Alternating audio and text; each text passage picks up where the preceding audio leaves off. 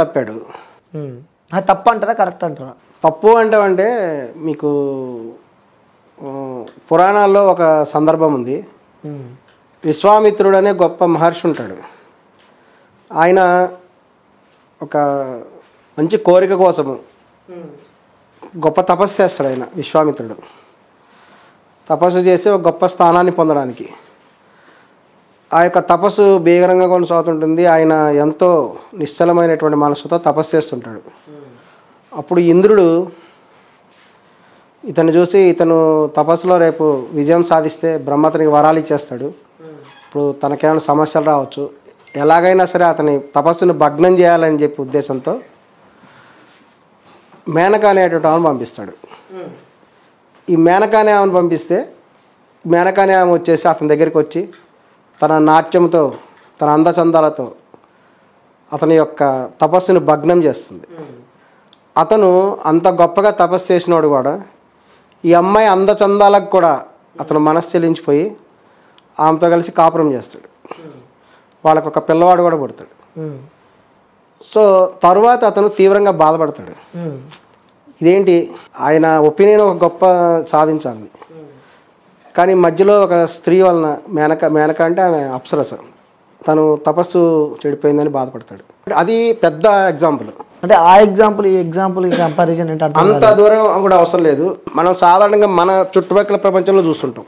కొంతమందికి ఒక ఐఏఎస్ అవ్వాలని లేదంటే ఒక పెద్ద కాంపిటేటివ్ ఎగ్జామ్ రాస్తుంటారు. వాళ్ళ లక్ష్యం బాగా చదువుతుంటారు. మధ్యలో ఎవరో ఒక అమ్మాయి పరిచయం అవడం, ఆ అమ్మాయి వెంబడి లవ్ కార్యక్రమాలు చేయటం, కొంచెం తిరగటం, మొత్తం మీద అతని యొక్క టార్గెట్ ఏదైతే ఉంటుందో అది పోతుంది. అతను అనుకున్న టార్గెట్ సాధించలేకపోతాడు. ఎవరైనా సరే అతను అఘోరా, నేను కూడా అనట్లేదు, అఘోరా మార్గంలో వెళ్ళాలనేటువంటి ప్రయత్నం అయితే చేస్తాడు. అసలు ఏంటి అఘోరా అంటే ఏంటి నాకు అర్థం కాలేదు. సపోర్ట్ చేయట్లేదు, నేను సపోర్ట్ చేయట్లేదు. అతను పూర్తి స్థాయి అఘోరా కావాలంటే పూర్తి స్థాయి అంతా కంప్లీట్ అవ్వాలి. అనేక స్టేజ్లు ఉంటాయి. పూర్తి స్థాయి అఘోరా అంటే ఇక ప్రపంచాన్ని మొత్తం వదిలేసేసి ఇక మొత్తం 100% దైవభక్తిలో ఉంటూ ఆ జీవితం వేరు. వారు శరీరానికి ఇక బూడిద పూసుకుంటారు, శవాల నుంచి కాలినటువంటి విభూది పూసుకుంటారు, ఈ యొక్క శ్మశానాల్లో తిరుగుతూ ఉంటారు, శవములతో సంభోగిస్తూ ఉంటారు, శవముల యొక్క మాంసం తింటూ ఉంటారు. తర్వాత 3 రకాలైనటువంటి శిక్షణలు తీసుకుంటారు. శవం ముందు కూర్చొని ఒక రకమైన సాధన చేస్తారు. ఆ తపస్సు చేసినప్పుడు శవం లేచి కూర్చుంటుంది, అది ఒక స్టేజీ. తర్వాత శవం మీద తపస్సు లాంటివి చేస్తారు. యోగ ముద్ర ద్వారా ఉంటాడు, శవం మీద కాలు పెట్టి అది కంప్లీట్ చేయాలి. ఇప్పుడు కొన్ని చోట్ల కనబడుతుంటుంది కాళీమాత శివుని కాలు మీద, శరీరం మీద కాలు పెట్టి, ఆ విధమైనటువంటి కాలు పెట్టి ఎక్కాలి, శవం మీద నిలబడి చేయాలి. అవన్నీ పూర్తయితే థర్డ్ స్టేజ్ కూడా ఉంది, అవి పూర్తయి ఇవన్నీ పూర్తయితే అప్పుడు పూర్తి స్థాయి అఘోరా అనొచ్చు. ఇతను అంత స్థాయికి వెళ్ళలేదు, ఇంకా కొంతవరకు ఎల్లుండొచ్చు అని నేను అనుకుంటున్నాను. కొంతవరకు అతనికి వచ్చని అనుకుంటున్నాను. అంటే వెళ్ళాడనేది మనకు పూర్తిగా చెప్పలేము. ఎందుకంటే అతను వెళ్ళి శ్మశానాల్లో రాత్రిపూట పడుకున్నాడు, మనం చూసాము. ఇప్పుడు అక్కడికి వెళ్ళిన సందర్భం చూసాము. అతను శవముల మాంసం తింటా అని చెప్పాడు ఇంటర్వ్యూలో. చెప్పడం వేరే, చేయడం వేరే. కొన్ని చోట్ల కొన్ని పాత విజువల్స్ ఉన్నాయి, కరెక్ట్ కాదు నిజమో కాదు మనకు తెలియదు. కానీ ఏంటంటే సాధారణంగా ఏమనుకుంటే వేషం వేసుకొని చేస్తారు, అటువంటి చేయలేరండి. అది అంత ఈజీ కాదు. శ్మశానాల్లోకి వెళ్ళి అక్కడ పడుకోవడం అంటే చెప్పినంత ఈజీ కాదు. అది ఏంటంటే పడుకోలేమంటే వాళ్ళు ఎక్కడుంటే అక్కడికి వెళ్తారు, రెగ్యులర్గా వెళ్ళటం, ఏదో ఒకరోజు వెళ్ళి రావటం కాదు. ఆ ప్రాసెస్లో, అఘోరాల ప్రాసెస్లో వాళ్ళకి అది అది అందరు అవ్వలేరు అసలు. అందుకని పడుకోలేరు కదండి, వాళ్ళు రెగ్యులర్. ఇప్పుడు మనం ఒక చోట నుంచి ఒక ఊరి నుంచి ఇంకో ఊరికి వెళ్ళాలంటే మనం ఎట్లా ఉంటాం, వాళ్ళకి ఏంటంటే ఎప్పుడు శ్మశానాల్లో పడుకోవటం, అక్కడే సంభోగిస్తారు వాళ్ళు. శ్మశానాలలో శవాలతో సంభోగిస్తారు వాళ్ళు. అది ఓకే, మనందరికీ తెలుసు. కానీ అఘోరే కాదు కదా అసలు శ్రీనివాస్ అనే వ్యక్తి. అఘోరే అంటే దీనికి ఒక సర్టిఫికేషన్ అనేటువంటి పూర్తి స్థాయిలో ఎక్కడ లేదు. ఎందుకు అక్కడి నుంచే కదా అఘోరాల నుంచే కూడా ఒక లెటర్ కూడా రిలీజ్ అయింది, తను కాదు మాకు సంబంధించిన వ్యక్తి కాదని చెప్పి కూడా ఒకటండి లెటర్ రిలీజ్ కావడం మనం చూస్తాం. ఒకటండి మూవీ ఆర్టిస్ట్ అసోసియేషన్ ఒకటి ఉంది హైదరాబాద్లో. మూవీ ఆర్టిస్ట్ అసోసియేషన్లో మెంబర్షిప్ తీసుకుంటారు. తీసుకున్న వాళ్ళందరూ ప్రముఖ హీరోలు, ప్రముఖ ఆర్టిస్టులు అందరూ ఉన్నారు. హీరోలుగా చేసేవాళ్ళు, హీరోయిన్స్ చేసేవాళ్ళు వాళ్ళే కాదు, మామూలు చిన్న వేరే పాత్రలు చేసేవాళ్ళు కూడా ఉంటారు. అలాగే బయట చాలా అసోసియేషన్స్ ఉంటాయి. ఏవి కార్మిక సంఘాలు, ఆటో సంఘాలు, ఇంకా ఈ సినిమా ఫీల్డ్ అయితే junior artist association, dancer association. మామూలుగా ఆ రంగంలో వచ్చిన వాళ్ళు అందులో మెంబర్షిప్ తీసుకుంటారు.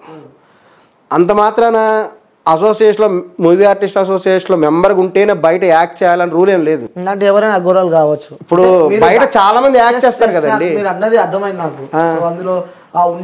అందులో ఉంటేనే అఘోరా, లేకపోతే లేదని మనం ఎలా చెప్తాం? మెంబర్షిప్ కొంతమంది తీసుకోవచ్చు, తీసుకోకపోవచ్చు. ఓకే. సో అంటే వీళ్ళు అక్కడ నుంచి లెటర్ రిలీజ్ చేసిన తర్వాత కూడా రిలీజ్ ఒకరు చేశారు, కాకపోయి ఉండొచ్చు.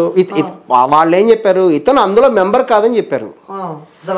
ఇతను మెంబర్ కాదు, అఘోరీ కాదని నేను కూడా చెప్తున్నాను కదండి. మరి బాగా సపోర్ట్ చేస్తున్నారు. సపోర్ట్ చేయట్లేదు, పూర్తి స్థాయి అఘోరీ కాదు. అఘోరీలో కొంత నేర్చుకున్నాడు, పడుకుంటే కొంత నేర్చుకొని ఉండొచ్చు అంటున్నాను. అంటే పూర్తి స్థాయి ఇప్పుడు డిగ్రీ 2 years చదివాడు, 3rd year చదవలా. డిగ్రీ 2 years చదివాడు ఒక వ్యక్తి, కొంత నాలెడ్జ్ ఉంటుందా ఉండదా? ఉంటది. మరి ఇప్పుడు బయట వ్యక్తులు అసలు ఎన్ని డిగ్రీలు పాస్ అయ్యారో చూడండి. విద్య అండి ఇందులో విద్య. ఇప్పుడు ఆ ఒంటికాల మీద ముద్రలు అందరూ వేయలేరు, దిగంబరంగా నిలబడి ఒంటికాల మీద ముద్రలు అవి అందరూ వేయలేరు. అది చెప్పినంత ఈజీ కాదు అది.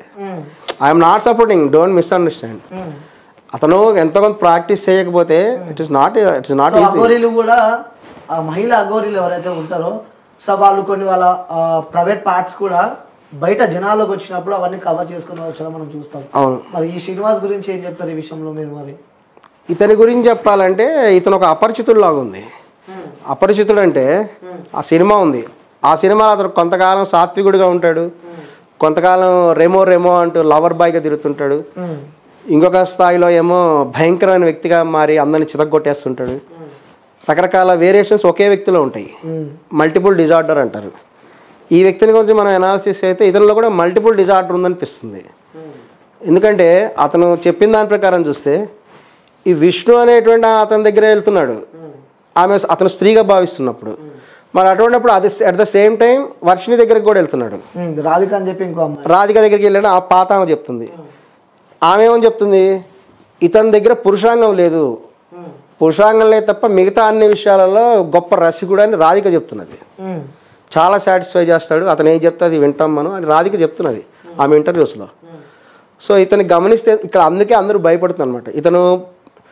ఇతని ఫిజికల్ పార్ట్స్ ప్రకారం కూడా చూస్తే ఇప్పుడు అతను అరెస్ట్ చేశారు, లేడీస్ దాంట్లో పెట్టాలా జెంట్స్ దాంట్లో పెట్టాలని చూసుకున్నప్పుడు వాళ్ళని తీసుకొని పోయి ఆ చెంచల్ కూడా జైలు చేసారు. ట్రాన్స్జెండర్స్ కి అతనికి చూసినట్టయితే అతని పురుషాంగం అనేది లేదు, కానీ పురుష లక్షణాలు కొన్ని ఉన్నాయి వారి లోపల, కొన్ని ఉన్నాయి, వాడే అంటున్నా డైరెక్ట్ కొన్ని ఉండొచ్చు, పురుష లక్షణాలు కొన్ని కనిపిస్తున్నాయి. అలాగని ఫిమేల్గా చేద్దామంటే ఫిమేల్కి ఉండేటువంటి కొన్ని లేవు. ఇప్పుడు గర్భసంచి ఉండాలి కదా, ఇతనిలో గర్భసంచి లేదు కదా, గర్భసంచి ఉంటేనే స్త్రీ ఉండాలి, లేకపోతే తొలగించబడాలి. ఇతనిలో అతనే చెప్తున్నాడు అతని యొక్క ఈ యొక్క సమస్య వలన ఇదేంటంటే హార్మోన్ డిజార్డర్స్. అంటే వాడు ఇలాంటివే వాళ్ళ విలేజ్ లో అమ్మాయిలతో కూడా ఏదో మిస్బిహేవ్ చేస్తే అది నేను నమ్మట్లేదండి. అది దానికి ఎంత ఎందుకని చెప్తున్నానంటే తీసుకుపోయి ఆపరేషన్ చేసుకున్నాడు అని చెప్పి కూడా చెప్తున్నారు. అది నాకు నమ్మకం లేదు. ఎందుకని చెప్తున్నానంటే ఇతను ఒక దళితుడు బై బర్త్.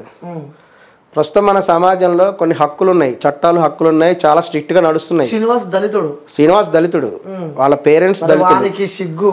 వినండి పూర్తిగా ఏమనుంటే డాక్టర్ బాబాసాహెబ్ అంబేద్కర్ ని అదే చెప్తున్నా, దాని దగ్గరికి వస్తున్నా. అది ఎప్పుడు జరిగిందో తెలియదు, ఏ సందర్భంలో జరిగిందో తెలియదు. ఎందుకంటే అతను డైరెక్ట్ గా తిట్టినట్టు ఎక్కడ లేదు. మొబైల్ వాయిస్ ఉంది, ఆ వాయిస్ ఎప్పుడు తీశారు, ఎక్కడ తీశారు, ఏ సందర్భంలో రికార్డ్ చేయబడి అనేది పూర్తి స్థాయి లేదు. ప్రతి ఒక్కటి క్లియర్ ఎవిడెన్స్ తో కూడా వీడియో బయట ఓన్లీ టాక్ ఉంది అంతే, కన్వర్సేషన్ ఉంది. అది ఎప్పుడు తీశారు అంటే ఎప్పుడు మాట్లాడాడు అతను, ఏ సందర్భంలో మాట్లాడాడు, ఇదంతా క్లారిటీ లేదు. ఇంకొకటి ఏంటంటే టాపిక్ డైవర్ట్ అవుతున్నది. వీళ్ళ పేరెంట్స్ దళితులు కాబట్టి ఇప్పుడు అంతా ఈ దళితులు అనేవాళ్ళు చాలా యాక్టివ్ ఉన్నారు. ఇప్పుడు పూర్వకాలం లాగా ఇప్పుడు లేదు సిచ్యువేషన్. ఎవరైనా కులం పేరుతో దూషించినా వాళ్ళని ఏదైనా ఇబ్బంది పెట్టినా ఖచ్చితంగా పోరాటాలు చేస్తున్నారు, బలంగా ఉన్నారు, చేస్తున్నారు. ఇటువంటి సందర్భంలో ఇతడు ఒక దళితుడు అయితే ఒక దళితుడిని తీసుకొచ్చి కొట్టి అంగం కాల్చారు అంటే దళిత సంఘాలు ఊరుకుంటాయా?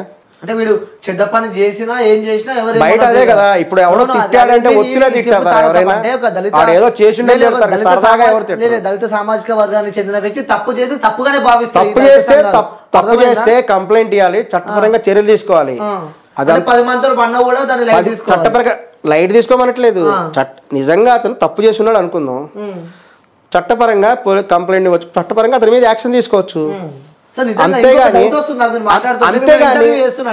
ఎవరైనా అంగం కాలుస్తారండి మాట్లాడాలి. మురళీకృష్ణ కూడా అఘోరికి అంటే సారీ మళ్ళీ కాదు, నేను అఘోరి కాదని కదా, అలాగేం కాదు, న్యాయం చెప్తున్నాను. అలా అవాండా లేదండి, న్యాయం మాట్లాడండి. మనం అతను ఎవరో నాకు తెలియదు, అట్లా కదండి. ఆ సంఘటన ఎక్కడ జరిగిందో నాకు తెలియదు. నేను we think as practical, you think as practically. ఒక దళితుడికి ఈ రోజుల్లో దళితుడికి కొట్టి అంగం మీద కాల్చారంటే అది ఎస్సీ అట్రాసిటీ కేసు అవుతుంది. ఇట్స్ బిగ్ కేసు అవుతుంది. ఈ పాటికి రాష్ట్రం అంతా సంచలనం అయ్యి చాలా గొడవలు జరిగేవి. మరి అవన్నీ ఎందుకు జరగలేదు? నిజంగా అంగాన్ని కాల్చినట్టయితే. సో అది నిజమో కాదో తెలియదు, మీకు తెలియదు. కానీ ఈ శ్రీనివాస్ అనే వ్యక్తి ఆ విద్యలు నేర్చుకున్నారంటే మీరు ఒక దాన్ని అంగీకరిస్తారు. అతను బయట పబ్లిక్ ప్రదర్శించాడు కదా, అంటే ఒకటి ప్రదర్శిస్తే అయిపోయినట్టే. సరే, విద్య లేని వాడు నిలబడగండి, మీరు నిలబడండి, ఒక 5 నిమిషాలు అమ్మాయిల జీవితాన్ని ఖరాబ్ చేసిండు అంటే